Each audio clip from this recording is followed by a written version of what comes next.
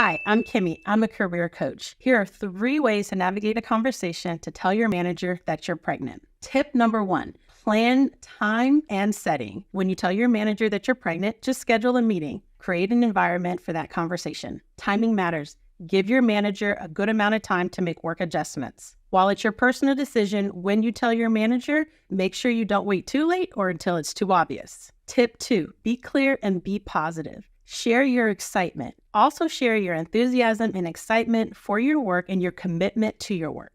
Provide essential details about when your due date, your expected time back, or what you might need as a reasonable accommodation. Avoid framing your pregnancy as a burden or apologizing for it. This is a natural part of life, and this should be a good time to be able to share it. Tip number 3, know your rights and your benefits. Be prepared to discuss your specific times off that you will need, your accommodations, and what support you will need from your manager.